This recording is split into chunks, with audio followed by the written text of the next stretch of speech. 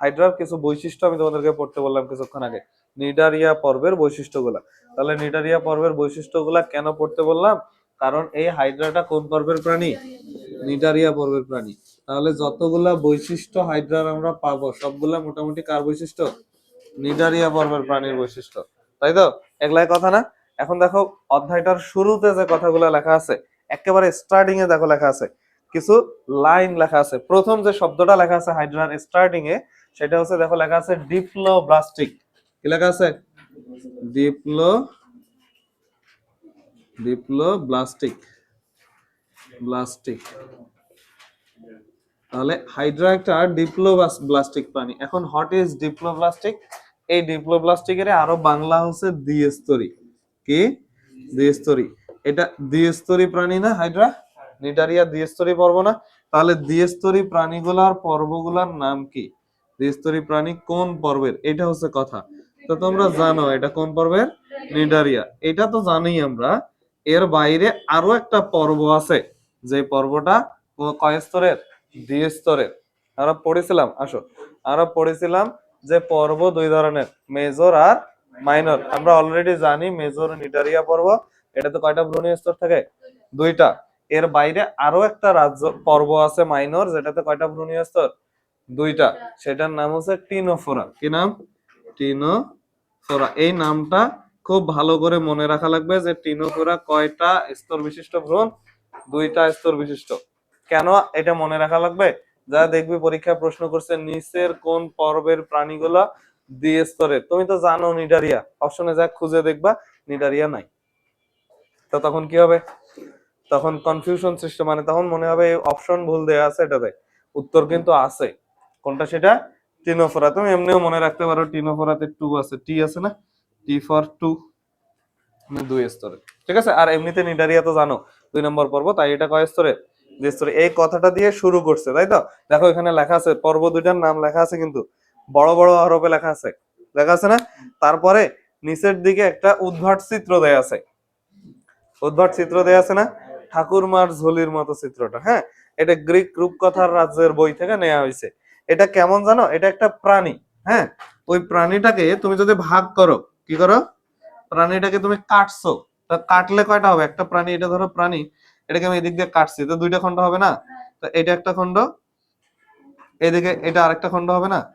এটা আরেকটা খণ্ড। এটা আবার নতুন একটা প্রাণী হয়, এটা আবার নতুন আরেকটা হয়। আবার এটাকে যদি কাটি ফেলি, এই দুই ভাগ করে যাই যদি, চারটা হবে না? আবার নতুন চারটা প্রাণী হয়। বুঝছো? এটা এটা বাস্তবতায় সম্ভব নয়, এটা গ্রিক রূপকথায় সম্ভব। কোথায়? গ্রিক রূপকথায়। তাহলে তুমি একটা জিনিস দেখো, বাংলা সিনেমায় যদি এমন হইতো একটাকে এরকম করে মারছে, আবার দুইটা হয়ে গেছে, আবার মারছে চারটা হয়ে গেছে, যে মারার ট্রাই করতেছে, ওই কি সম্ভব হইতো?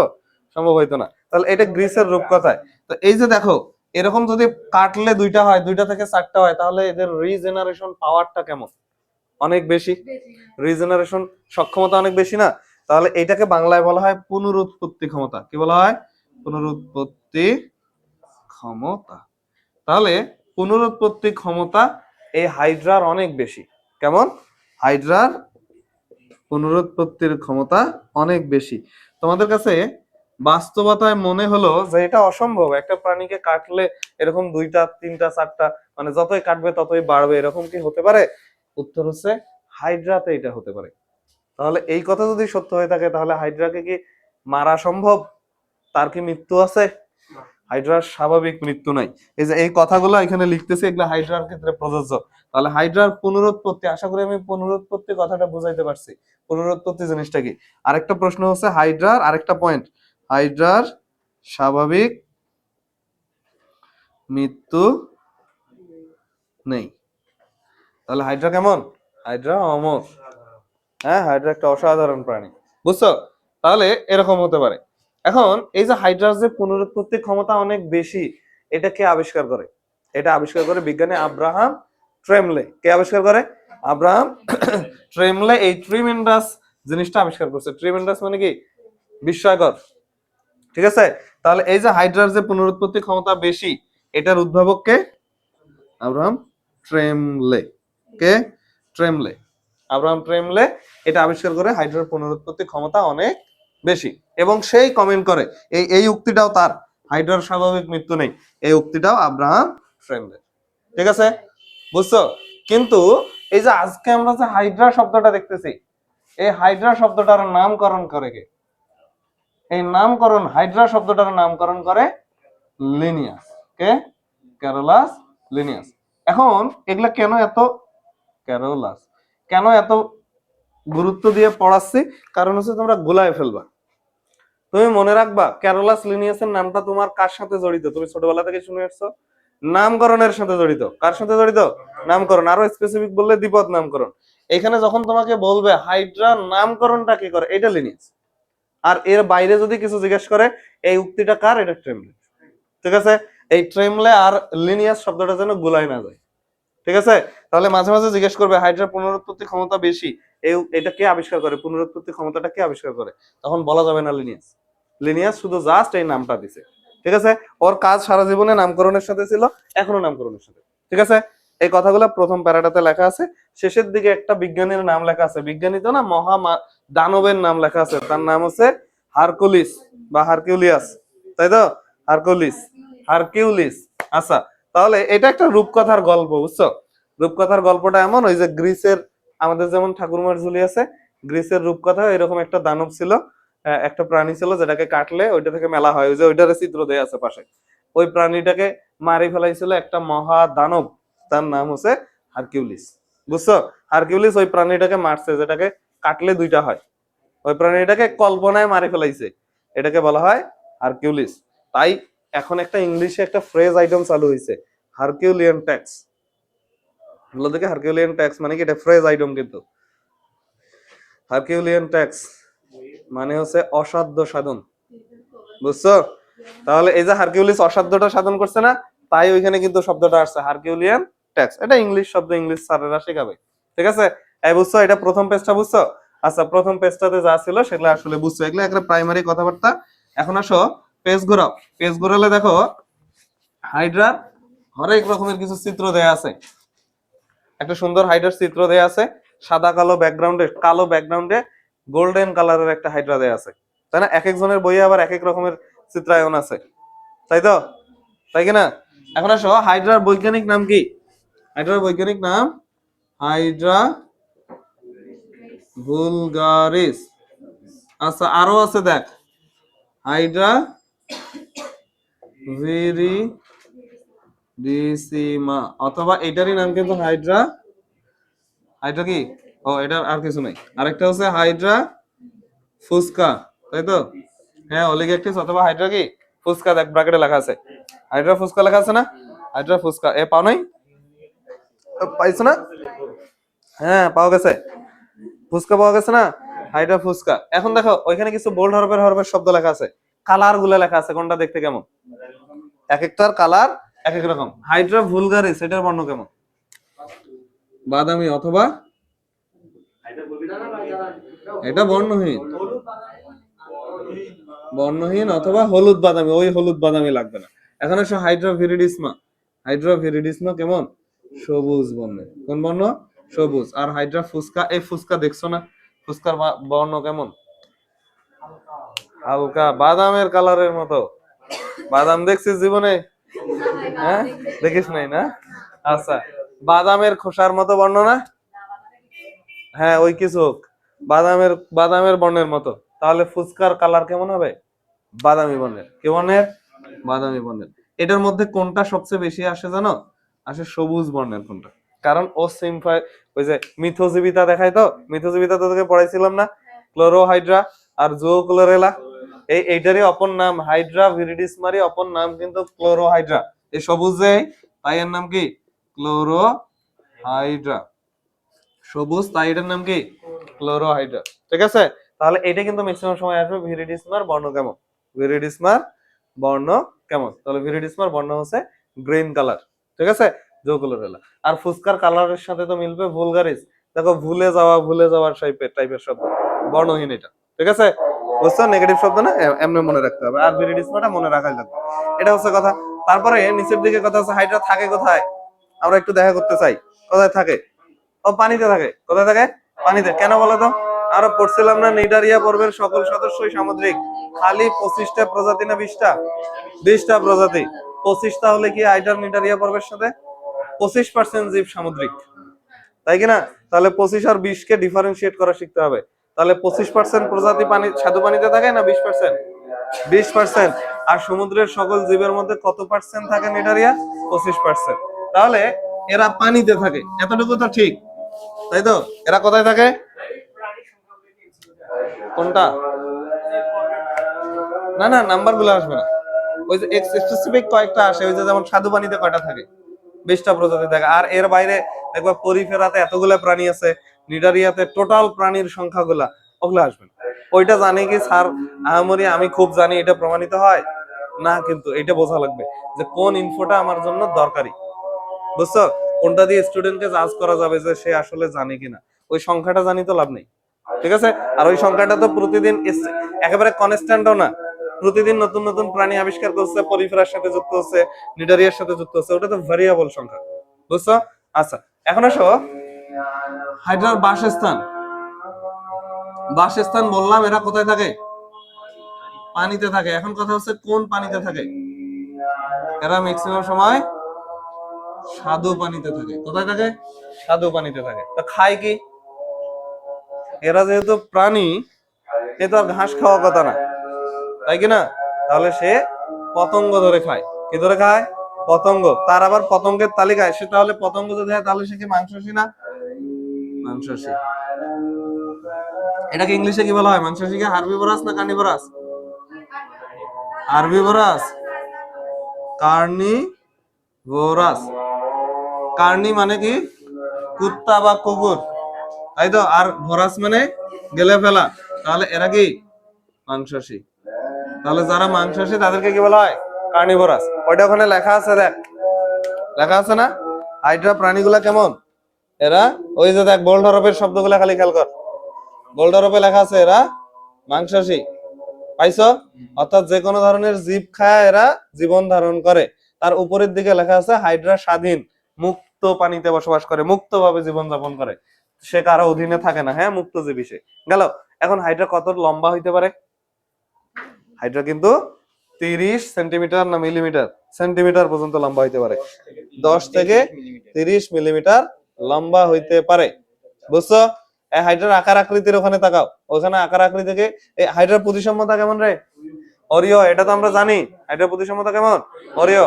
এবং হাইড্রার লম্বা কত হইতে পারে? 10 থেকে 30 মিলিমিটার। এখন বল, এটা কি খালি চোখে দেখা যাবে আমাদের নদী নালা খাল বিলে?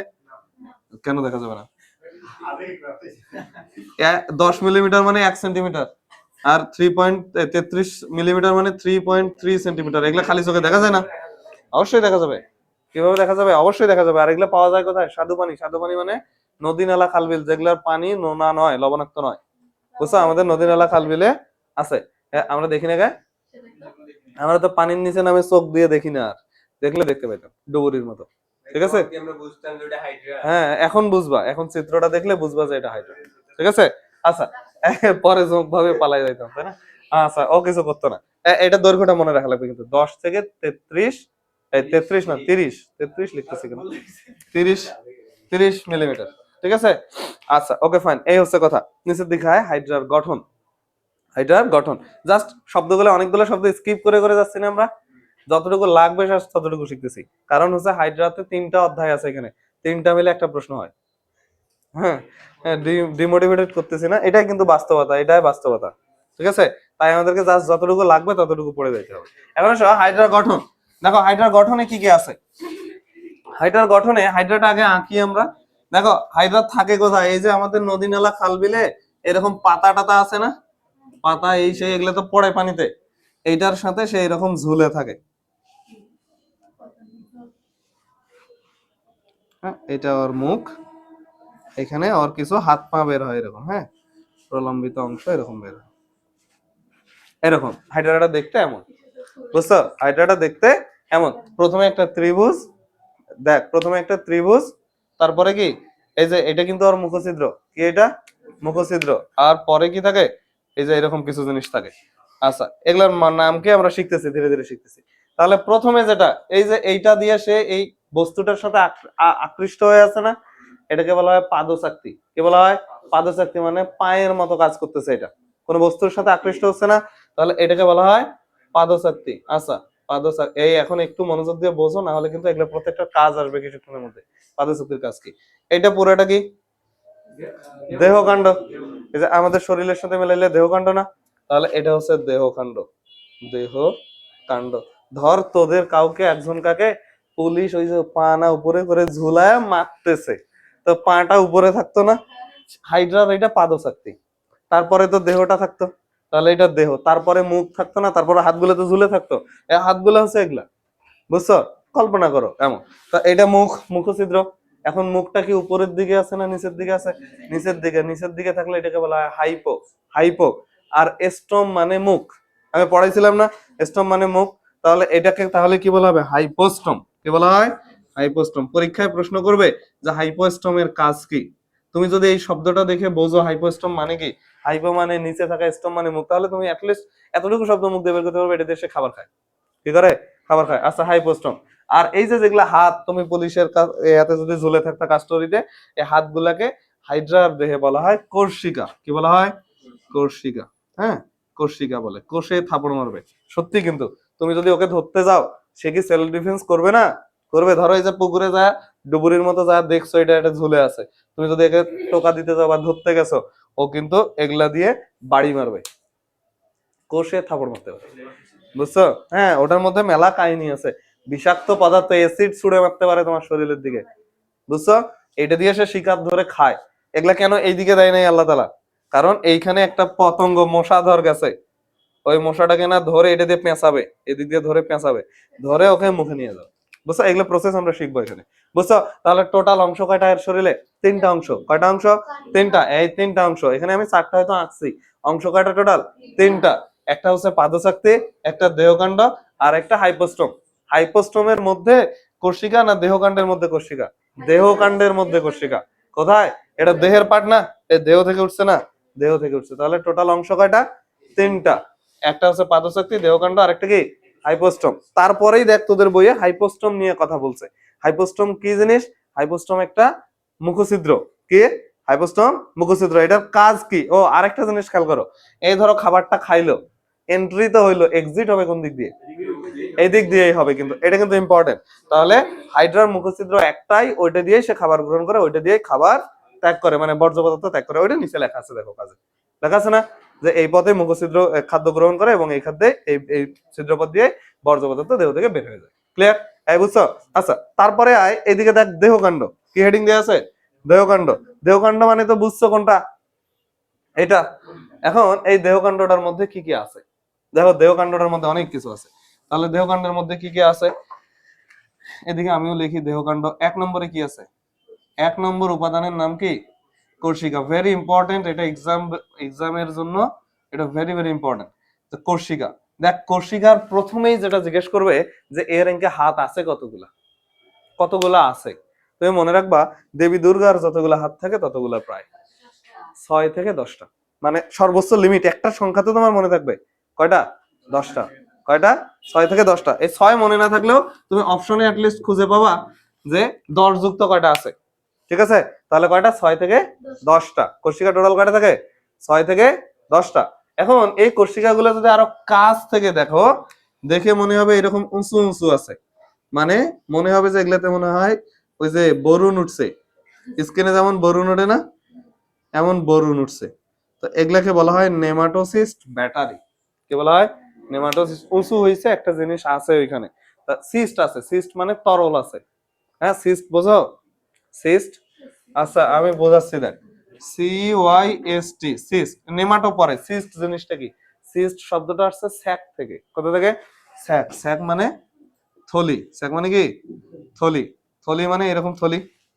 এই থলিতে যদি কখনো রস জমা হয়, অ্যাবনর্মাল রস, পানি শরীর থেকে বের হয়ে জমা হয়েছে, ওইটাকে বলা হয় সিস্ট। এই যে আমার আমার এখানে সিস্ট হয়েছিল, বুঝছো? আমরা বলি না ক্যান্সারের আদি দশার নাম কি? টিউমার। টিউমারেরও আদি দশার নাম সিস্ট। এগুলো আরো বড় হলে শিখবা। আপাতত জাস্ট খালি সিস্ট শব্দটার সাথে আমি পরিচিত করাইলাম। অ্যাবনর্মাল স্যাক কন্টেইনিং ফ্লুইড কে বলা হয় কি? সিস্ট। তো এইখানে কিছু রস থাকে, ওই তুমি যখন আক্রমণ করতে যাবে না, ও একটা অ্যাসিড তোমার দিকে ছুড়ে দিবে, অ্যাসিড মানে তো তরল পদার্থ, ওইটা এই কোষিকার নেমাটোসিস ব্যাটারি গুলোতে থাকে। বুঝছো? তাহলে কোষিকাতে কি থাকে, জাস্ট খালি এতটুকু শব্দ মনে রাখো, কি থাকে এখানে একটা নেমাটোসিস ব্যাটারি থাকে। কি থাকে? Nematocyst battery. আচ্ছা, নেমাটোসিস ব্যাটারি থাকে। এখন এই কোষিকার কাজ কি, এইটা খুব ইম্পর্টেন্ট, এমসিকিউ তে আসছে এটা বোর্ড পরীক্ষা। হ্যাঁ, নেমাটোসিস্টের কাজ কি, তুমি একটু কমন সেন্স খাটাও তো, এটার কাজ কি কি হওয়া উচিত? 1 নম্বর শিকার করবে, 2 নম্বর এই যে শিকার, 2 নম্বর আত্মরক্ষা, আত্মরক্ষা। আর কি কাজ? চলন। কিভাবে চলন? কখনো যদি এইটা ছিঁড়ে যায়, এটা থেকে সে খুলে গেছে, তো তখন সে মাটিতে পড়বে, তো পড়লে সে হাঁটি বাড়াবে না। এই যে এটা যদি পুকুরের তল হয় একেবারে, তো এইটাতে তো সে হাঁটি বাড়াবে, এটা তো বুঝছো? তো ওইটাই তো চলন। কোন প্রক্রিয়া? চলন প্রক্রিয়া। তাহলে আত্মরক্ষা, শিকার এবং সে কি করে? চলন। এই আত্মরক্ষা মানে তো বুঝছো, কেউ আক্রমণ করলে এটা দিয়ে প্রতিরোধ করার ট্রাই করবে। বুঝছো? তাহলে চলন এই 3টা কাজ করে। এর বাইরে আরো একটা কাজ করে, যেটা আমাদের বই রিকগনাইজ করে নাই, সেটা হচ্ছে ওর দেহের কোথাও যদি ময়লা টয়লা লাগে, সে কিন্তু খুবই পরিষ্কার পরিচ্ছন্নতা পছন্দ করে, তাহলে কোষিকা দিয়ে সেগুলো পরিষ্কার পরিচ্ছন্ন করে। বুঝছো? আমাদের বইয়ে ওটা লেখা নাই, আমাদের বইয়ে জাস্ট এই 3টা কথা লেখা আছে। দেখ কোষিকার কাজের মধ্যে কি কি লেখা আছে, প্রথমেই দেখো লেখা আছে এটা খাদ্য সংগ্রহ করে, চলন এবং আত্মরক্ষায় অংশ নেয়, আর আরেকটা কাজ করতে পারে, সেটা হচ্ছে তার দেহ পরিষ্কার করে। এটা পরে অধ্যায়ের মধ্যে আছে, কিন্তু যখন প্রশ্ন করবে স্যার এই জায়গা থেকে প্রশ্নটা করে, তখন আমাদের ওই পরিষ্কারের দিকে যাওয়ার দরকার নেই। ঠিক আছে? আমাদের রুমটা পরিষ্কার করে দিয়েছে, দেখছিস? তাহলে তো খেয়াল করবি না, পজিটিভ দিক তো মনে মাথায় আসে না। হ্যাঁ, কে জানি বলেছিল রুমটা পরিষ্কার অপরিষ্কার ছিল। না না, সেদিন আসলে ভুলভাল মেসেজ চলে গেছে কেন জানি, আমি একটা গ্রুপে মেসেজ পাঠাইছি, দেখি আমার সবগুলা স্টুডেন্টের কাছে মেসেজ চলে গেছে। হ্যাঁ, কেন যে সফটওয়্যারের ত্রুটি। হ্যাঁ, বাংলাদেশ গভর্নমেন্টের ওয়েবসাইট হ্যাক হয়ে যায়, আর আমার এটা তো ছোট্টখাটো সফটওয়্যার, তাই না? হতেই পারে। আচ্ছা গেল, এটা গেল। বুঝছো কি তোমরা কোষিকার কাজ? কোষিকা থেকে কি পড়বো? জাস্ট সংখ্যাটা, ব্যাটারি থাকে, এই 3টা কাজ করে ওরা। ক্লিয়ার? আচ্ছা, এখন আসো দেহকাণ্ডতে আর কি থাকে। কোষিকা তো একটা গেল, আর কি থাকে এখানে? এরা জনন করবে। কি করে? প্রজনন করবে না? তো প্রজননের জন্য জনন অঙ্গ থাকে এদের। কি থাকে? জনন অঙ্গ থাকে। তো হাইড্রার জনন অঙ্গ গুলা কি কি থাকে? দেখো হাইড্রা কিন্তু উভলিঙ্গ প্রাণী। কি প্রাণী? উভলিঙ্গ। এই কথাগুলো শোন, এখান থেকে একটা 6 নম্বর প্রশ্ন আছে। উভলিঙ্গ প্রাণী। তো উভলিঙ্গ প্রাণী হলে এই প্রাণীর দেহে শুক্রাশয় থাকা লাগবে। এই প্রাণীর দেহে কি থাকা লাগবে? ডিম্বাশয় থাকা লাগবে না? ডিম্বাশয় থাকা লাগবে, এবং থাকেও। শুক্রাশয় থাকে, ডিম্বাশয় থাকে। এখন শুক্রাশয়টা থাকে কোথায়, ডিম্বাশয়টা থাকে কোথায়? দেখো শুক্রাশয়টা থাকে এই যে হাইপোস্টম যেদিকে না, এইদিকে, এটার নাম শুক্রাশয়। আর ডিম্বাশয়টা কোথায় থাকে? পাদশক্তি যেদিকে, পাদশক্তি মানে নিচের দিক না, নিচের দিকে। দেখো আঁকার সময় একটা চিত্রগুলা দিকে তাকাও, কোনটা কেমন আকৃতির? এটা গোলাকার না? এই ডিম্বাকার আকৃতির কিনা? তাহলে এটা কিন্তু গোলাকার। তাহলে শুক্রাশয়টা কেমন আকৃতির? শুক্রাশয়টা গোলাকার। কেমন? গোলাকার। কিন্তু নিচের দিকে থাকা ডিম্বাশয়টার দিকে তাকাও তো, এটা কেমন? হ্যাঁ, হ্যাঁ হ্যাঁ, উল্টো করে দিয়ে ফেলেছি। আচ্ছা, তাহলে এটা কোন আকৃতির, আর এটা কি? এটা গোলাকার। তাহলে এটা কেমন? কোন আকৃতির না? একটা অ্যাঙ্গেলে আছে না? তাহলে এটাকে বলা হয় কি? কোণাকার। কোণাকার। আর এটা কেমন? গোলাকার বা ডিম্বাকার। আচ্ছা, গোলাকার। আচ্ছা, ওকে ফাইন। এখন এই শুক্রাশয় থেকে কি তৈরি হবে? শুক্রাণু তৈরি হবে। আর ডিম্বাশয় থেকে ডিম্বাণু তৈরি হবে। পরীক্ষায় প্রশ্ন করবে শুক্রাশয়টার অবস্থান কোথায়। বইয়ে দেখ লেখা আছে উপরের দিকে। কোথায় লেখা আছে? উপরের দিকে। কোথায়? উপরের অর্ধাংশে লেখা আছে না? উপরের অর্ধাংশে। কিন্তু হাইড্রা যখন ঝুলে থাকবে, তখন সেটা কোন দিকে, উপরে না নিচে? নিচের দিকে। তাই আমরা বললাম হাইপোস্টমের কাছাকাছি থাকে শুক্রাশয়, সে উপরে হোক আর নিচে হোক। হাইপোস্টমের কাছাকাছি থাকে শুক্রাশয়, আর পাদশক্তির কাছাকাছি থাকে ডিম্বাশয়। আচ্ছা, এখন শুক্রাশয় থেকে শুক্রাণু তৈরি হবে, ডিম্বাশয় থেকে ডিম্বাণু তৈরি হবে। আচ্ছা, সেটা হোক। তাহলে এটা দিয়ে যদি তারা প্রজনন করে, শুক্রাণু ডিম্বাণু দিয়ে, এটা কি যৌন প্রজনন না অযৌন প্রজনন? নিঃসন্দেহে যৌন প্রজনন। যৌন প্রজনন তো। এখন হাইড্রা যৌন জননটা চালায় কোন ঋতুতে? এই ঋতুটা ফ্যাক্ট, ঋতুটা পরীক্ষায় জিজ্ঞেস করবে। সে যৌন জনন চালায় শীত আর হেমন্তকালে। কোন কালে? শীত ও হেমন্ত আছে ওখানে, হেমন্তকালে। কোন কালে যৌন জনন চালায়? যৌন জনন প্রথম লাইনে লেখা আছে, দেখ লেখা আছে না? তাহলে সে জনজনন চালায় কোন পদ্ধতিতে? শীত এবং হেমন্তকালে। জননঙ্গের ওখানেই লেখা আছে, দেখ পাইছিস না? এটা পরীক্ষায় আসবে যে সে কখন জনজনন চালায়। আমরা এটা মনে রাখবো কিভাবে জানো? আমরা এটা মনে রাখবো মানুষের বিয়ে শাদী যেই সময়টাতে বেশি হয় সেই সময়। মানুষের গুলাও তো জনজনন, তাই কি না? তাহলে মানুষের বিয়ে শাদী, অর্ধেক মানুষের বিয়ে শাদী হয় শীতকালে, অর্ধেক কি 75% মানুষের, তাই না? শীতকালে। আর আরেকটা সময় কখন? ধান হওয়া শেষ হয়েছে, জমিতে কাম কাজ নাই, তখন বিয়ে দেয়, তাই না? হ্যাঁ, এটা কিন্তু সত্য কথা। ধরো হচ্ছে হলো যাদের অনেক জমা জমি আছে গ্রামের মধ্যে, দেখবা যে জমি টমি সব ধান টান লাগানো শেষ, তো তখন একটা ছেলের বিয়ে লাগায়, তাই তো? হ্যাঁ, ধান লাগায়ও বিয়ে দেয় মানুষ। হ্যাঁ, তাহলে এমনি মনে রাখবা শীত আর কি, শীত আরেকটা কি, শীত আরেকটা কি হেমন্ত। আচ্ছা, অযৌন জননটা কখন চালায়? এই দেখ, অযৌন জনন চালায়, এই অযৌন জনন, তারা কি জনন চালাইতে পারে? অযৌন। এখন কথা হচ্ছে অযৌন জননটা কিভাবে চলে। দেখ, এটা একটা হাইড্রা, এই একটু মনোযোগ দাও, এখানে ছোট্ট একটা হাইড্রা রাখলাম। হ্যাঁ, এটা একটা হাইড্রা, এটার এইখানে একটা টিউমারের সৃষ্টি হলো পাদশক্তির কাছাকাছি। এই টিউমারটা যতই দিন যায় বড় হয়, হ্যাঁ বড় হচ্ছে, যে বড় হচ্ছে, একটা সময় পর দেখা গেল এই যে টিউমারটার এটা ছোট হওয়া শুরু করছে, একটা সময় পর এটা আলাদা হয়ে গেল, এটা একটা নতুন হাইড্রা হইলো। এটাকে বলা হয় মুকুল সৃষ্টি, মুকুলের মাধ্যমে। কিসের মাধ্যমে? কুড়ি বা মুকুল সৃষ্টি। কিসের মাধ্যমে? কুড়ি বা মুকুল সৃষ্টি। এটা অযৌন জনন না? এখন অযৌন জনন কোন ঋতুতে চলবে? হ্যাঁ, কিছু বলবেন? বুঝি নাই। আচ্ছা, শেষ করে আপনার সাথে কথা বলি। আচ্ছা, তাহলে অযৌন জনন কিভাবে ঘটে? মুকুলের সৃষ্টির মাধ্যমে। এখন পরীক্ষায় এগুলো জিজ্ঞেস করবে না, জিজ্ঞেস করবে এই অযৌন জননটা কোন ঋতুতে ঘটে। এটা গ্রীষ্মকালে ঘটে। কোন সময়? সামারে ঘটে। এখন কথা হচ্ছে কেন সামারে ঘটতেছে, অন্য ঋতুতে কেন নয়? কারণ সামারের সময় তারা খাবার বেশি পায়। কেন? কেন ঘটে? খাবার বেশি পায়। কেন বলতো? ওই যে পানির মধ্যে আছে, গ্রীষ্মের সময় পানি কমে যাবে না? পানি যদি কমে যায়, ওর এই কোষ্ঠিকার আশেপাশে পোকামাকড় গুলো ঘুরে বেড়াবে, ঘুরে বেড়াবে না? তো ধরে ধরে খাবে, তো ধরে ধরে খাইলেই সে তখন চেষ্টা করবে যে দেহের মধ্যে যখন খাবার বেশি হয়ে যাবে তখন সে কুড়ি সৃষ্টি করে বংশ বৃদ্ধি করার ট্রাই করবে। বুঝছো? তাহলে অযৌন জনন বা মুকুল সৃষ্টি কোন ঋতুতে হয়? এলে এমনি মুখস্থ করলে বুঝে মনে থাকার সম্ভাবনা অনেক কম। তো আমরা মনে রাখবো অযৌন জনন বা মুকুল তখনই সৃষ্টি হবে যখন গ্রীষ্মকাল, অথবা এমনিতে মনে রাখতে পারো মুকুল মানে আমের সাথে জড়িত, গ্রীষ্মকালেই তো আম হয়, তাহলে গ্রীষ্মকাল। ঠিক আছে, এই বুঝছো? আর যৌন জনন হেমন্ত আর শীতকালে। শুক্রাশয়ের আকৃতি কেমন? কোন আকৃতির? আর ডিম্বাশয়ের আকৃতি গোলাকৃতির। এখন এইখানে একটা খ নম্বর প্রশ্ন আছে, এটা আমি এখানেই শেখাই দিব, পরে আর দেখাবো না। তাহলে এদের যদি শুক্রাশয় থাকে আর এটা যদি কি জানো শুক্রাশয়, এটা ডিম্বাশয়, তো এখানকার শুক্রাণুগুলো এখানে যা নিষেক করার কথা। তাহলে আমরা জানি শুক্রাণু প্লাস ডিম্বাণুর মিলনকে কি বলে? ডিম্বাণুর মিলনকে আমরা কি বলি? নিষেক বলি না? নিষেক, তাই তো? এটাই তো বলা কথা, নিষেক বলি। আবার তোমরা ছোটবেলায় পড়ছো এই গাছের ফুল, এই গাছের আরেকটা ফুলের মধ্যে যদি নিষেক ঘটে এটাকে বলা হয় স্বনিষেক। আবার এই গাছের একটা ফুল ছেলে ফুল, ওই গাছের একটা মেয়ে ফুল যদি নিষেক ঘটে এটাকে আমরা কি বলি? পরনিষেক। এখন তুমি চিন্তা করো তো, হাইড্রার দেহে শুক্রাশয়ও আছে ডিম্বাশয়ও আছে, সে কোন নিষেক চালানোর কথা? স্বনিষেক চালাইতেই তো চাওয়ার কথা, সে স্বনিষেক চালানোর কথা। আমরা বুঝলাম স্যার এটা কি নিষেক চালাবে? স্বনিষেক হওয়ার কথা, হওয়ার কথা। কিন্তু কিন্তু এখানে কি চলে? এখানে পর নিষেক হয়। কি হয়? পর নিষেক হয়। এখন প্রশ্ন হচ্ছে কেন? এটা একটা খ নম্বর প্রশ্ন। হ্যাঁ, এটা একটা খ নম্বর প্রশ্ন, যে হাইড্রাতে স্বনিষেক হওয়ার কথা থাকলেও হাইড্রাতে কেন পর নিষেক ঘটতেছে, কেন? এটা খ নম্বর প্রশ্ন।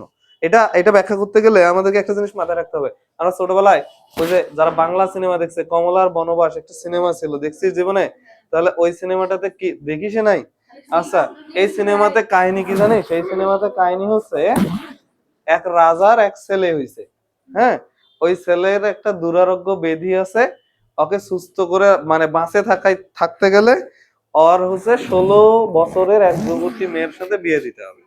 16 দিনের একটা বাচ্চার সাথে, 16 না 12, এটা 12 দিনের বাচ্চা 12 বছরের একটা মেয়ের সাথে বিয়ে দিতে হবে।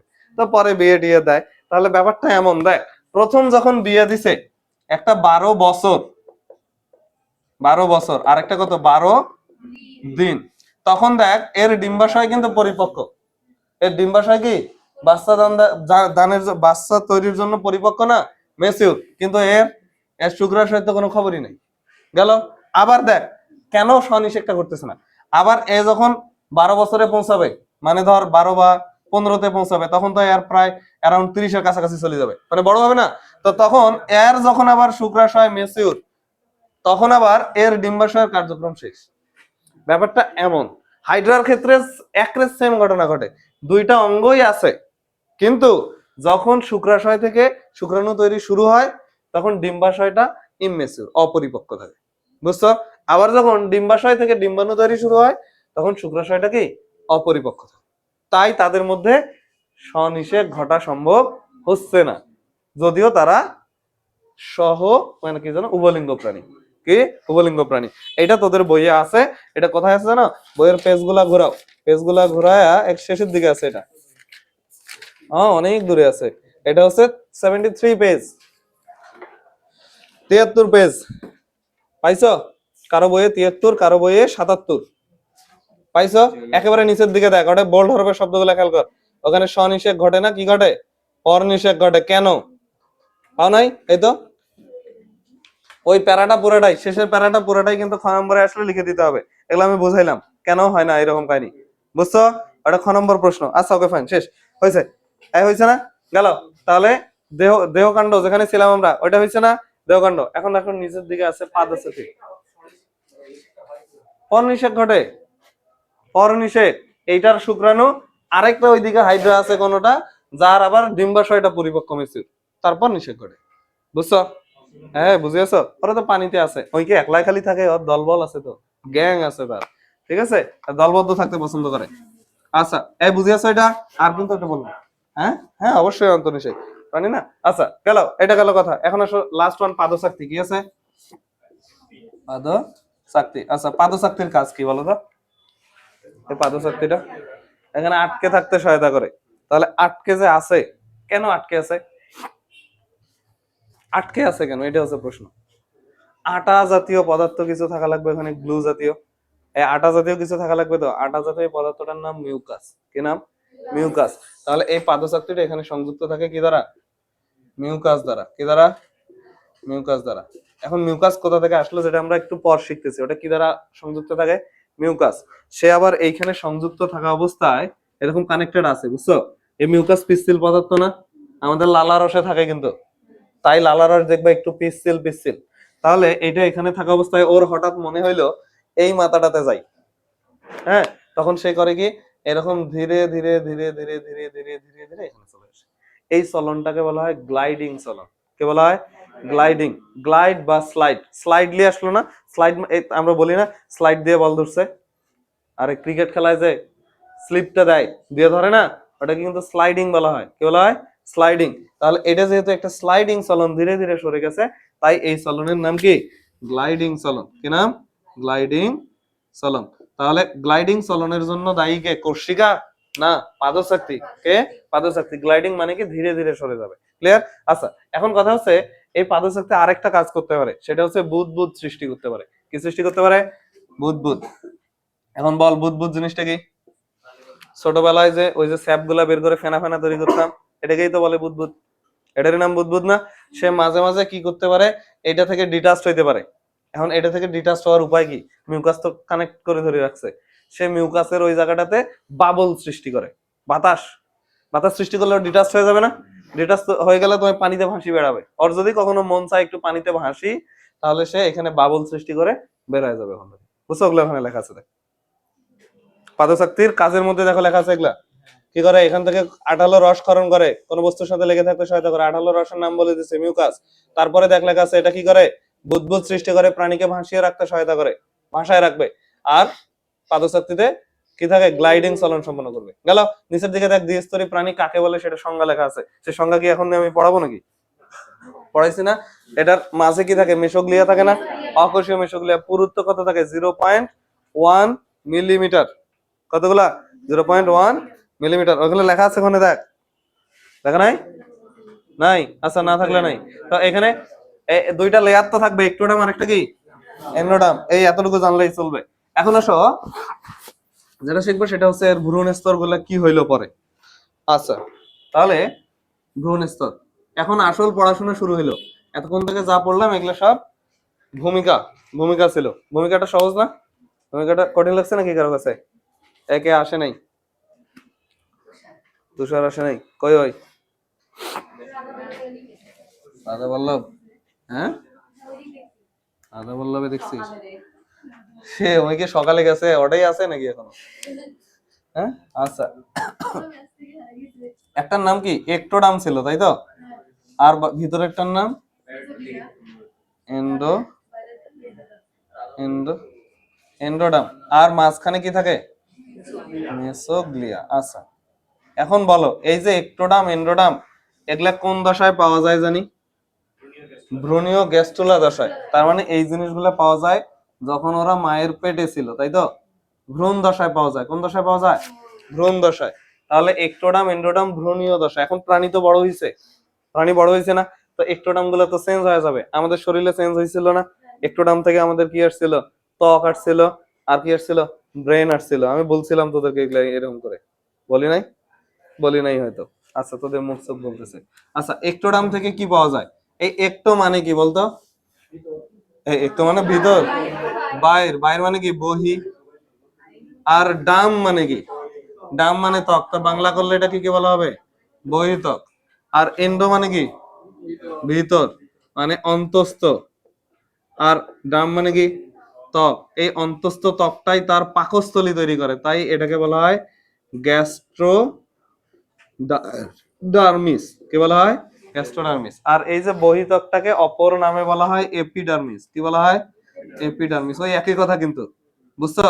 তাহলে এপিডার্মিস অথবা গ্যাস্ট্রোডার্মিস। এখন আমি তোমাদেরকে এই দুইটা জিনিস বুঝাই। এই যে ধরো এটা আমার হাইড্রা, এটা আমার হাইড্রা। কোষিকা গুলা লিখলাম না। এই যে এর বাইরের দিকে কিছু কোষ আছে, এইটা হচ্ছে এপিডার্মিস। এটা কি? এপিডার্মিস। আর এইটার ভিতরের দিকে কিছু কোষ আছে, এটা কি? এটা এন্ডোডার্মিস। এন্ডোডার্মিস। এটারই অপর নাম কি? গ্যাস্ট্রো। কিভাবে এটার নাম গ্যাস্ট্রো সেটাও আমি বোঝাচ্ছি। গ্যাস্ট্রোডার্মিস। আচ্ছা, এই পাশেও এমন থাকবে না? বাইরের দিকে এপিডার্মিস এ থাকবে কিনা? এই পাশে কি থাকবে? ভিতরের দিকে এন্ডোডার্মিস থাকলো। আচ্ছা, থাকলো। এইটা ওর মুখছিদ্র ছিল, মনে আছে? তো ওই যে খাবারটা যখন খায়ারে ঢুকাবে, খাবারটা আলটিমেটলি এই ফাঁকা গহ্বরটাতেই তো যাবে, নাকি বাইরে যাবে কোথাও? এই গহ্বরটার মধ্যেই যাবে না? এটা ওর দেহের ফাঁকা গহ্বর কিনা সেটা আগে আমাকে বলো। ফাঁকা গহ্বর না? দ্বিস্তরী প্রাণীর ফাঁকা গহ্বরকে কি বলে জানি? সিলেন্ড্রন। তাহলে এটা ওর সিলেন্ড্রন বা ফাঁকা গহ্বর। এর কি আলাদা করে এক্সট্রা পরিপাক নালী আছে? নাই তো। তাহলে এই সিলেন্ড্রনটাই তার কি হিসাবে কাজ করে? পরিপাক গহ্বর হিসাবে কাজ করে। তাহলে এটাকে কি বলা হবে? স্টোমাক বলা হবে। এ কি বলা হবে? স্টোমাক। আমরা জানি স্টোমাকের ব্যথা মানে গ্যাস্ট্রিকের ব্যথা, গ্যাস্ট্রো মানে স্টোমাক, তাই তো? তাহলে এই যে কোষগুলা, এন্ডোডার্মিসের যে কোষগুলা, এগুলা পাকস্থলীরও আবরণের কোষ না? কোষ কি না? কোষ। যদি পাকস্থলীর আবরণের কোষ হয়ে থাকে এন্ডোডার্মিস গুলা, তো এদের অপর নাম তো গ্যাস্ট্রোডার্মিসও বলা যায়। বুঝছো? এই বুঝিয়েছো? পরীক্ষায় প্রশ্ন করবে, দেখ কত সোজা প্রশ্ন করবে। কবে গ্যাস্ট্রোডার্মিস কোথা থেকে তৈরি হয়? একটোডাম না এন্ডোডাম? তুমি যদি বোঝো গ্যাস্ট্রো মানে ভিতরের জিনিস, তার মানে এটা এন্ডোডাম থেকে আসছে। ঠিক আছে? আর জিজ্ঞেস করবে এপিডার্মিস কোথা থেকে তৈরি হয়, কোন স্তর থেকে তৈরি হয় ভ্রূণের? কোথা থেকে? একটোডাম থেকে। কোথা থেকে? একটোডাম থেকে। এই কথাটা বইয়ের যে পেজটা ঘুরাইছো, বইয়ের পেজে দেখো শুরুতে লেখা আছে বোল্ড হরফে। বের করা প্রথম দিক থেকে পড়ো। দেখো হাইড্রার দেহের একটা কোষ নির্মিত দেহ প্রাচীর থাকে, এটারই অপর নাম কি? সিলেন্ড্রন অবস্থান করে। দেখো এটি সিলেন্ড্রনকে বেষ্টন করে থাকে না? আমরা বলেছি কিন্তু সিলেন্ড্রন আগে থেকে, যদি এখন সিলেন্ড্রনের কনসেপ্ট ঘাটতি থাকে তাহলে কিন্তু সমস্যা, বুঝছো? আচ্ছা, তারপরে নিচের দিকে দেখ লেখা আছে এটা কয় স্তরের থাকে প্রাচীর গুলা? 2 স্তরের। একটার নাম এপিডার্মিস, মানে ওই যে ভিতরে বাইরেরটা, আর একটার নাম কি? গ্যাস্ট্রোডার্মিস। এরা কোথা থেকে আসছে এগুলো শিখাইলাম। একটোডাম থেকে আসছে এপিডার্মিস, আর এন্ডোডাম থেকে আসছে গ্যাস্ট্রোডার্মিস। আর এই দুইটা মাঝে কি ছিল? মেসোগ্লিয়া। অবশ্যই সেটা অকোষীয়, নিশ্চয় অকোষীয় মেসোগ্লিয়া থাকে। এবং নিচের দিকে এই তিনটার একটা বক্স দেয়া আছে, দেখ কোষের বক্স দেয়া আছে না? বক্স দেয়া আছে। এই বক্সটা আমরা এখন একটু শিখবো। দেখো আমি এটা আর মিশাবো না, এটা না মিশাই এখানেই শিখাবো। এই বুঝতেছো নাকি কঠিন লাগতেছে রে? এই দেখ, এখন একটু খেয়াল করো। এই যে এপিডার্মিস বললাম, হাইড্রার বাইরের কোষগুলো না? এই এপিডার্মিসটা গঠিত হয় কয় ধরনের কোষ নিয়ে? 7 ধরনের কোষ নিয়ে। কয় ধরনের কোষ? 7 ধরনের কোষ। এই ত্বক তৈরির সময় কোষ লাগবে না? তোমার আমার ত্বক তৈরিতে কোষ লাগবে না? তাহলে এই এপিডার্মিসের বাইরের আবরণটা তৈরিতে কতগুলো কোষ লাগে? 7 ধরনের। আর গ্যাস্ট্রোডার্মিসের ভিতরের ওই আবরণটা তৈরিতে কোষ লাগে 5 ধরনের। আমার পরীক্ষায় এমসিকিউ এই যে বক্সটা দেখতেছো, ওই বক্সটা ইনফিনিটি স্টার এমসিকিউ এর জন্য। পরীক্ষায় প্রশ্ন করবে কোন কোষটা গ্যাস্ট্রোডার্মিসে পাওয়া যায় না। এই যে 7টার মধ্যে এর 7টা এর 5টা না, এর যে 5টা আছে না, এই 5টা এখানেও পাওয়া যায়, এখানে এক্সট্রা 2টা পাওয়া যায়। ওই 2টাই বারবার জিজ্ঞেস করবে কোনটা এপিডার্মিসে পাওয়া যায়, কোনটা গ্যাস্ট্রোডার্মিসে পাওয়া যায় না। বুঝছো? এপিডার্মিসে বললে তো এটাই, আর পাওয়া যায় না কোথায়, গ্যাস্ট্রোডার্মিসে কোনটা পাওয়া যায় না, ওইটাই। বুঝছো? তাহলে এই নামগুলো এখন শেখা লাগবে। তাহলে 7টা নামই শেখা লাগবে। তাহলে 7টা নাম আমরা মনে রাখবো। নিজ গ্রুপ রাসনা আছে না? এ রাসনা খাই না আমরা? রাস না, আমরা এমনি যে রমজান মাসে রাসনা খাই না? ওয়ান্স আপন এ টাইম তো ছোটবেলায় খাইতাম স্কুলে থাকতে। না, বরফের তৈরি আইসক্রিম কিনে খাওয়া পাবলিক আমরা, তাই না? তোরা খাইছিস না? খাইছিস না? 1 টাকায় 2টা দিত আইসক্রিম, দেয় নাই? তাহলে তোরা সেই প্রজন্ম নইস। ক্লাস 1-এ থাকতে আমি এগুলো কিনে খাইতাম। তাও আবার কেমন ছিল, 5টা কাঠি, যখন 5টা কাঠি ওই যে আইসক্রিম খাওয়ার পর কাঠিগুলো আছে না, 5টা কাঠি ফেরত দিলে একটা আইসক্রিম দিত। বুঝছো? এগুলো তোদের কাছে ড্রিম। হ্যাঁ, এগুলো তোদের কাছে ড্রিম। আবার পরে আবার কি হইলো, ওই কাঠিতে লেখা থাকে 2 টাকা। হ্যাঁ, যে কাঠিটাতে লেখা থাকবে ওই কাঠিটা ফেরত দিলে তোকে 2 টাকা দিবে। 2 টাকা দিছে মানে কয়টা আইসক্রিম খাইতে পারবি এখন তুই? 4টা। আর একটা খাইতে পারলে ওইটা 5টা কাঠি জমা দিয়ে আবার আরেকটা হবে। কত ম্যাথ শিখতাম এগুলো দিয়ে। এসে কাঠি একরে ভালো করে সযত্নে রাখতাম, 5টা কোন দিন হয়। হ্যাঁ, মানে ওটার নাম কি থাকতো? ঠান্ডা বরফ বলতাম আমরা ছোট থাকতে। বুঝছিস? তোরা এখন আইসক্রিম বলিস, আমরা কি বলতাম? হ্যাঁ, আমরা ঠান্ডা বরফ বলতাম। কি বলতো? খালি বরফ, খালি বরফ আর চিনি দেওয়া থাকতো। হ্যাঁ, এই তাই খাইতাম। আচ্ছা, তাহলে এটা মনে রাখবো। নিজ গ্রুপ রাসনা, এই র এর জায়গায় খালি কি বসাবো? রস্বই বসাবো। হ্যাঁ, নিজ গ্রুপ ইসনা। এই দেখো, নিতে নিডো সাইট, বর্গীয় জাতে জনন কোষ। প্রত্যেকটা কোষের নাম লিখতেছি। এই পটা তো আলাদা হইতো রে, এই যে প। গতে হলো গ্রন্থি কোষ। পতে পেশি আবরণী কোষ, পেশি আবরণী কোষ। রস্বইতে ইন্টারস্টিশিয়াল কোষ, ইন্টারস্টিশিয়াল কোষ। দন্তস্বতে সংবেদী কোষ, সংবেদী কোষ। আর দ্য লাস্ট ওয়ান স্নায়ু কোষ। বুঝছো? তাহলে টোটাল কয়টা কোষ আছে এপিডার্মিসে? 7টা। এখানে মোটামুটি 7টা আছে। তোমার যে বক্সটা আছে না ওখানে, ওই বক্সে দেখো 7টা শব্দ আমি বলে দিছি এপিডার্মিসের কোষ থেকে আসে শব্দগুলো। বলেছি না? এই যে পেজটা পড়তেছো এখন, ওই পেজটার জাস্ট খালি নিচের ওই বক্সটা পড়লেই এনাফ পরীক্ষার জন্য।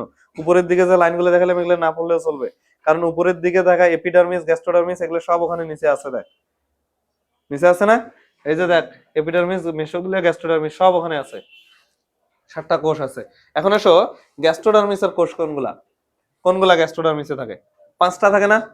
এই 5টা বলছিলাম না? ওইটারও ছন্দ সবই সেম, খালি নিজ শব্দটা স্কিপ, নিজ শব্দটা থাকে না এখানে, নিজ শব্দটা থাকে না। তো নিজ শব্দের পরিবর্তে বাকিগুলো সব থাকে। গ্রুপ কৃষ্ণা। হ্যাঁ, এই যে নিজ শব্দটা বাদ থাকে, বারবার করছি। যখনই তোকে এমসিকিউতে জিজ্ঞেস করবে, তুই খালি জাস্ট মাথায় নিয়ে আসবি এই নিজ শব্দটার ভেলকিবাজি আছে, হয় নিডোসাইট না হয় জনন কোষ। বুঝছো? নিডোসাইট অথবা কি জনন কোষ। যদি বলে যে কোন কোষটা গ্যাস্ট্রোডার্মিসে পাওয়া যায় না, যদি বলে নয়, বলা হবে তোমাকে। যখনই বলবে যে গ্যাস্ট্রোডার্মিসের কোষ নয় নিচের কোনটি, তাহলে ওই 4টা অপশনের একটা অপশনে হয় নিডোসাইট আছে না হয় জনন কোষ। এই নিজ শব্দটার যে কোনো একটা আছে। বুঝছো? এই বুঝাইতে পারছি? আচ্ছা, আশা করি বুঝছো। তাহলে এই বক্সটা আমাদের ক্লিয়ার হইলো। এখন আসো পেজ ঘোরাও। পেজ ঘোরালে দেখো অসাধারণ কিছু চিত্র আবার দেয়া আছে। চিত্র দেয়া আছে না? অসাধারণ একটা চিত্র আছে কিনা?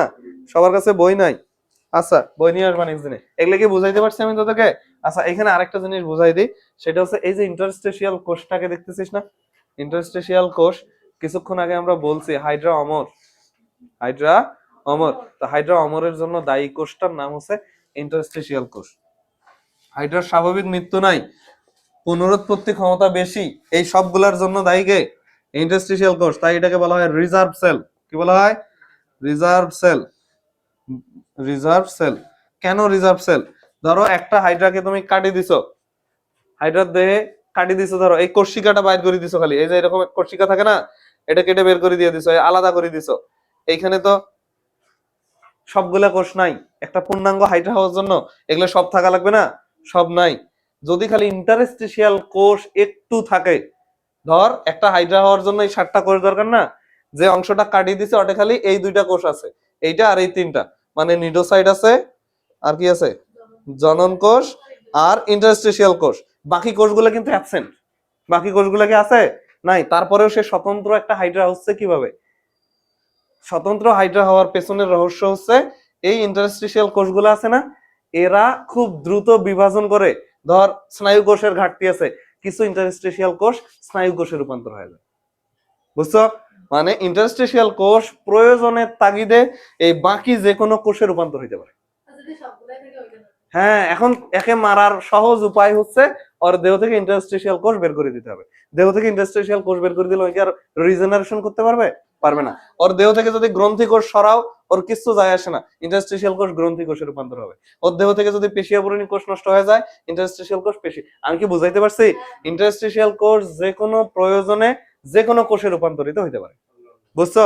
তাহলে এটা যেহেতু যে কোনো কোষে রূপান্তরিত হইতে পারে, ওগুলাকে তো আমরা রিজার্ভ বলি, সংরক্ষিত বলি। এই রিজার্ভ করিত হয় না? যারা ওই যে দোকানদার আছে, যে কি যেন কিছুদিন আগে গ্যাসের এরকম কাহিনী হলো, গ্যাসের যখন দাম বাড়লো সবাই খালি স্টোর করে রাখতেছিল, ওটাকে তো বলি রিজার্ভ করে রাখছি, যখন দাম বাড়বে তখন বাজারে ছাড়বো। ব্যাপারটা এমন না? তাই এটাকে কি বলা হয়? রিজার্ভ সেল বলা হয়। হাইড্রা এই ইন্টারস্টিশিয়াল কোষকে কি বলা হয়? Reserve cell. অমর, হাইড্রা অমর, এর জন্য দায়ী সেলকে এভাবে এমসিকিউ করবে। হাইড্রার অমরত্বের জন্য দায়ী কে? এই রিজেনারেশন পাওয়ারের জন্য দায়ী কে? Interstitial sell. আচ্ছা হইছে, ওকে ফাইন।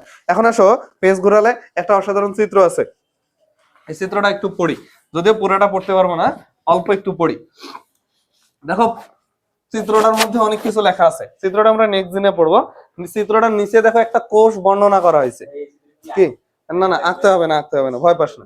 তাহলে একটা কোষের নাম লেখা আছে, কি নাম? পেশি আবরণী। হ্যাঁ, একই কথা, একই কথা, আমরা শিখবো আবার। তাহলে পেশি আবরণী কোষ, কি নাম? পেশি আবরণী কোষ। এই কোষটা এপিডার্মিসের কোষ। কিসের কোষ? এপিডার্মিস। আমি কিভাবে বুঝলাম এটা এপিডার্মিসের কোষ? আবরণ। এপিডার্মিস মানে বাইরের না, ওরা তো আবরণ দিবে। তাহলে পেশি আবরণী কোষ কোথাকার? এপিডার্মিসের। এখন বলো, এই ওইদিকে বই পড়ে দেখো, এই শব্দগুলো দেখে তোমাকে কাজগুলো বলতে হবে। পেশি আবরণী কোষ, এই কোষের কি কি কাজ হবে? দেখো, 1 নম্বর কাজ, এই কোষের মধ্যে আবরণ আছে, ধর 1 নম্বর কাজ কি হবে? আবরণ তৈরি। আচ্ছা, আবরণ তৈরি করা হইলো। আর কি কাজ? পেশি আছে একটা শব্দ, তাই তো? পেশি মানে কি? পেশির সারা জীবনে কাজ হচ্ছে সংকোচন করা, প্রসারণ করা, সংকোচন করা, প্রসারণ করা। তো হাইড্রার কোন সংকোচন প্রসারণের দরকার আছে? হ্যাঁ, তো সংকোচন প্রসারণ না হলে তুমি চলাচলই করতে পারবে না। তাহলে এই পেশি আবরণী কোষ পেশি অংশটা কি করবে? সংকোচন ও প্রসারণের মাধ্যমে কি করবে? মাধ্যমে একক কি কাজ করবে? চলনে সহায়তা করবে। পরীক্ষায় প্রশ্ন করবে যে কোন কোষ হাইড্রার চলনে ভূমিকা পালন করে। তাহলে কিছু যদি মনে থাকে এগুলো একটু বুদ্ধি খাটাইলে হবে, কিন্তু কোন কোষ হাইড্রার চলনে সহায়তা করে? তো চলন মানে তো তুমি বোঝো সংকোচন প্রসারণ, এই একমাত্র কাজ এটা পেশি ছাড়া আর কেউ করে না, সংকোচন প্রসারণ। তাহলে পেশি আবরণী কোষ, ঠিক আছে। আচ্ছা, আবার আবরণ তৈরি করার পর আরেকটা কাজ আছে, প্রাণীর দেহ থেকে যাতে পানি বের হয়ে না যায়। কি বের হয়ে না যায়? পানি। এই যে আমাদের গাছের পাতা আছে না, এই পাতার উপরে একটা মোমের আবরণ দিয়ে রাখা হয়, জানিস না? কি নাম? কিউটিকল। কি নাম? কিউটিকল। তাহলে এই যে পেশি আবরণী কোষ হাইড্রার দেহের উপরেও এরকম একটা কিউটিকলের আবরণ দিয়ে রাখে। কিসের আবরণ দিয়ে রাখে? কিউটিকল। তাহলে এই আবরণীর কাজ হচ্ছে হলো মিউকাস ক্ষরণ করে। কি ক্ষরণ করে? মিউকাস ক্ষরণ। এই মিউকাস ক্ষরণ করে সে কি তৈরি করে? এই কিউটিকল তৈরি করে। কি তৈরি করে? কিউটিকল তৈরি। এখন আয় তোর বইয়ে পেশি আবরণী কোষের কাজগুলো বের কর, দেখ কি বলছে নিচের দিকে, একেবারে নিচের দিকে কাজ। 1 নম্বর কাজটা দেখতো কি লেখা আছে? দেহ আবরণ তৈরি করা। আচ্ছা ওকে ফাইন। 3 নম্বর কাজটা দেখতো কি লেখা আছে, কোষিকাতে নিডোপ্লাস্ট ধারণ করে। 4 নম্বর কাজটা দেখ পড়াইছি আমি, সংকোচন প্রসারণের মাধ্যমে দেহের হ্রাস বৃদ্ধি করে। তাহলে হ্রাস বৃদ্ধি হলে কি হবে, চলন হবে 1। 2 হচ্ছে ওই কোষিকা যদি নড়াচড়া সংকোচন প্রসারণ না করে, খাবার কি মুখে যাবে, যাবে না। আবার মুখে ধর খাইছে, এটা হাইড্রাটা খাইছে, গিলে ফেলছে, গলাটা তো গিলতে হবে, সংকোচন প্রসারণ করা লাগবে না, নাহলে ঢুকবে, ঢুকবে না তো। তাহলে খাদ্য গ্রহণ, চলন এগুলোর সাথে ওরা জড়িত। আচ্ছা তারপরে সবার শেষের কাজটা কি লেখা আছে, মিউকাস ক্ষরণ করলো না এরা, এই মিউকাস ক্ষরণ করছে কিনা, এই মিউকাসটাই তো আলটিমেটলি এই জায়গাতেও ক্ষরণ হয়েছে। তো এটা তো বাইরের দিক না, তাই তো একটা বস্তুর সাথে লাগিয়েছিল। তাহলে এই মিউকাসটা কে ক্ষরণ করছে, পেশি আবরণী কোষ। আবার এই মিউকাস যখন শক্ত হয়ে যাবে তখন তাকে কি বলা হয়, কিউটিকল। দেখ এটা 2 নম্বরে লেখা আছে কাজের মধ্যে, কিউটিকল তৈরি করে। মিউকাস পরে কি তৈরি হয়, কিউটিকল, যেটা আবরণের সুরক্ষা দেয়। আর একটা কাজ বাদ গেল, সেটা হচ্ছে কোষিকাতে কি থাকে, নিডোব্লাস্ট ধারণ করে। আমি বললাম না ওই যে নিডোব্লাস্ট কি জিনিস, ওইটাই তো বোমাটা, ওই যে বিষাক্ত থলিটাকেই বলা হচ্ছে কি নিডোব্লাস্ট। কি বলা হচ্ছে, নিডারিয়া পর্বের প্রাণীতে আছে তাই নিডো, আর এটা হচ্ছে থলি, বড় থলিকে বলা হয় ব্লাস্ট। আমরা বলছিলাম মরুলা, ব্লাস্টুলা, গ্লাস্টুলা। ব্লাস্টুলা মানে ফাঁকা গহ্বর বলছিলাম না, তাহলে নিডোব্লাস্ট কোষিকাতে এটা থাকে। কোথায় থাকে, কোষিকাতে থাকে। তাহলে পেশি আবরণী কোষের কাজ কি, এলে মুখস্থ করা যাবে না কিন্তু। পেশি আবরণী কোষের কাজকে এই শব্দটা দেখে দেখে বলতে হবে। আবরণী মানে আবরণ দেওয়া, আবরণের জন্য সে মিউকাস ক্ষরণ করবে, যেটা দিয়ে বস্তুর সাথে সে সংযুক্ত থাকবে। আবার এই মিউকাসটা যদি শক্ত হয়ে যায় তখন তাকে কি বলা হয়, কিউটিকল, মোমের মতো হয়ে যাবে। 2 নম্বর পেশি, পেশি মানে সংকোচন প্রসারণ করবে। আর সংকোচন প্রসারণ হলে যে যে কাজগুলো হওয়ার কথা, কি কি কাজ হওয়ার কথা, চলন করবে, খাদ্য গ্রহণ করবে, এই কাজগুলো হবে। ঠিক আছে। আর এটার কি ফুসফুস আছে, শ্বসন চালায় কি দ্বারা, এই বাইরে থাকা মিউকাস দ্বারা, দেহত্বক দ্বারা। কি দ্বারা, দেহত্বক। তো দেহত্বক দিয়ে মানে কি, বাইরের দিকে সবার বাইরে মিউকাসই তো থাকবে, তাহলে মিউকাস দ্বারা। এগুলা সবগুলো পেশি আবরণী কোষের কাজ, বুঝছো। আচ্ছা নিচের দিকে মনে হয় ইন্টারস্টিশিয়াল কোষ দেয়া আছে, দেখ দেয়া আছে না, এর আমি সব কাজ বলেছি তোদেরকে। তাহলে ইন্টারস্টিশিয়াল, এই এখন কথা হচ্ছে যে স্যার ওইখানে তো পেশি আবরণী কোষের উপরের দিকে দেখেন মেলাগুলো কথা লেখা আছে, কাজের উপরে লেখা আছে না, এলে কি আমাদেরকে এখন পড়া লাগবে নাকি? হ্যাঁ চাইলে পড়তে পারো, তবে সচরাচর এগুলা থেকে কোনো কোশ্চেন হয় না। ঠিক আছে। সর্বোচ্চ হলে এটা জিজ্ঞেস করতে পারে যে সংকোচন প্রসারণ অর্থাৎ চলনে ভূমিকা পালন করে কোন কোষ। ঠিক আছে। আর যদি মনে হয় যে না আমি মিউকাস ক্ষরণটা মনে রাখবো, উপরের দিকে দেখ লেখা আছে মিউকাস দানা, মিউকাস ক্ষরণকারী কোষ, এই সেই এগুলা আছে। প্রক্ষেপিত অংশ, গহ্বর থাকে কিছু, ভেসিকল থাকে। হ্যাঁ মায়োনিম, মায়োনিম মানে মাসেল, বুঝছো, একটা সুতা থাকে, ওই সুতাটাকে বলা হয় মায়োনিম। এগুলো তুমি চাইলে পড়তে পারো, কিন্তু এগুলো দরকার নেই। ঠিক আছে। আর ছেলেদের তো খবরদার ওগুলো দেখারই দরকার নেই। নিচের দিকে দেখ ইন্টারস্টিশিয়াল কোষ আছে, কি আছে, ইন্টারস্টিশিয়াল কোষ। এইখানেরও কিছু বৈশিষ্ট্য আছে, দেখ নিচের দিকে কি কি থাকে, এখানে রাইবোজোম থাকে, এই থাকে সেই থাকে, এগুলো আমার লাগবে না।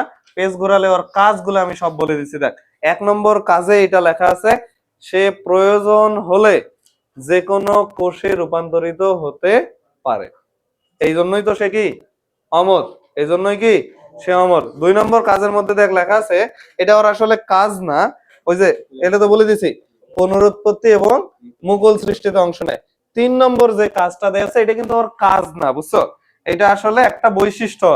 কি বৈশিষ্ট্য, দেহে যতগুলা ইন্টারস্টিশিয়াল কোষ আছে না, ইন্টারস্টিশিয়াল কোষ, ইন্টারস্টিশিয়াল কোষগুলা প্রতি 45 দিন পর পর, কতদিন পর পর, 45 দিন পর পর কি হয়, পুরাতন গুলা নষ্ট হয়, নতুন গুলা ওখানে তৈরি হয়, প্রতিস্থাপন হয়। কি হয়, প্রতিস্থাপন হয় প্রতি 45 দিন পর পর। এমন কথা হচ্ছে কেন, কারণ 45 দিন পর তাদের ওই যে নতুন আর যে কোনো কোষে রূপান্তর হওয়ার সক্ষমতাটা কমে যায়, তাই আল্লাহ তাআলা কিছুদিন পর পর ওটা ঝালাই করে নেয়, বুঝেছো, যাতে কাটা মাত্র আবার 2টা পাওয়া যায়, বুঝেছো। বুঝছো, তোদের ওই যে বিভিন্ন মুভিগুলো আছে না, ওই যে হুদাই এগুলো মুভি দেখায় না, তোরা আবার ওগুলো দেখতে পছন্দ করিস। আরে বাংলাদেশি না, ওই যে কথা বোঝে না কিছু, দেখি ভাল লাগে, এরকম কিছু মুভি আছে না, এগুলাতে এই যে উদ্ভট উদ্ভট কিছু প্রাণী দেখায় না, ধাওয়া দিচ্ছে, আবার ও আসে পিছনে দৌড়াচ্ছে, বড় বড় দৈত্য দানব পিছনে পিছু নিছে, এগুলো দেখায় না। এগুলাতে কিভাবে করে এই শুটিং গুলা, এই যে এগুলা নিয়ে হাইড্রা, এই সেই এগুলা, এই প্রাণীগুলাকেই বড় করে দেখায় আর মানুষটাকে ছোট করে দেখায়, গ্রাফিক্স এর মাধ্যমে এগুলা করা যায়, করে এগুলা দেখায়। হ্যাঁ দেখবো যে ধাওয়া করতেছে, করবেই তো ধাওয়া, হ্যাঁ বড় দেখায়, আর আমাদের কাছে হেভি থ্রিল লাগে। হ্যাঁ এরকম যদি হেভি থ্রিল দেখতে চাই অপারেশন থিয়েটারে দেখতে হবে, অসাধারণ থ্রিল। যখন লিভারটা দেখাবে দেখবি যে হায় হায় এইটা জিনিস, হ্যাঁ অত কত সুন্দর পালস দেখাচ্ছে। মানে আমরা যে বলি না বাইকা স্পিড বন্ধ হয় ট্রাইকা স্পিড খোলে, এই হৃদস্পন্দন পড়ার সময় পড়ি না, লাভ ডাব শব্দ, লাভ ডাব তো জীবনে শোনা যায় না, এগুলা হুদাই স্যারের বানানো শব্দ। লাভ ডাব শোনা যায় না, বাঁশির মতো শব্দ শোনা যায়, যাদের অ্যাজমা আছে না লাগে দিবা ওখানে লাগে দিবা। এবার মানে ওই যে ছোটবেলায় এগুলো বাঁশি বাজাইতাম না বকুল ফুলের, পিত পিত করে না, এরকম চিঁচ চিঁচ শব্দ শোনা যাবে, এটাকে বলা হয় রংকাই। হ্যাঁ রংকাই, রংকাই মানে মিউজিক্যাল সাউন্ড। হ্যাঁ রংকাই, এটা আমরা একদিন এক পেশেন্টের কানে পাইছি, মানে ইয়াতে পাইছি। জাস্ট এমনি ওই বসে আছে, শ্বাস প্রশ্বাস চালাচ্ছে না, সরু হয়ে যায় অ্যাজমাতে, কিন্তু তাই শ্বাসকষ্ট দেখা যায়। ব্রঙ্কাস গুলো আছে না যেদিক দিয়ে ব্লাড যায়, এই ব্লাড আর কিছু বাতাস যায়, ওটা চিকন হয়ে যায়, তো চিকন জিনিস দিয়ে যখন বাতাস ঢোকা শুরু করবে তখন একটা শব্দ হবে না, বাঁশিতে তো ওই কাহিনী হয়, বাতাস ঢুকায় বড় একটা নালি দিয়ে, বের করে ছোট্ট একটা নালি দিয়ে, তো তখন তো সাউন্ড হবে, সাউন্ড হবে না, এইভাবে সাউন্ড হয় রংকাই। এগুলা বোঝার জন্য ওখানে যাইতে হবে, তাহলে দেখবো আরো উদ্ভট। হ্যাঁ তখন নিজেকে অসাধারণ লাগবে, অসামান্য লাগবে, বুঝছো? তো এগুলা মুভি টুভি দেখে লাভ নাই, তোমরা কি এগুলা বুঝছো কিছু? এলে কি বুঝছো কিছু? আচ্ছা এগুলা যদি বুঝে থাকো তাহলে নেক্সট দিনে এত দূর পর্যন্ত পড়ে আসবে, মোটামুটি অনেক দূর পড়াইছে কিন্তু। হ্যাঁ হ্যাঁ, হাইড্রা হাইড্রা খুব দ্রুত শেষ হয়ে যাবে, বুঝছো?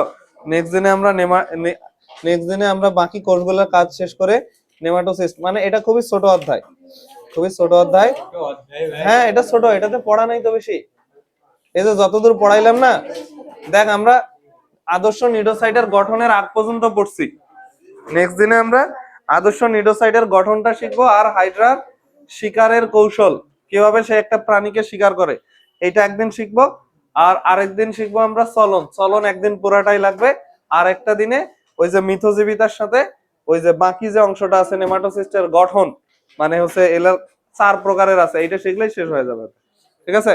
আচ্ছা ঠিক আছে, আর তাহলে ওইটাই কথা থাকলো 29 তারিখ, ঠিক আছে? আচ্ছা আমি তোদেরকে মেসেজ করে দিব এখন, ঠিক আছে?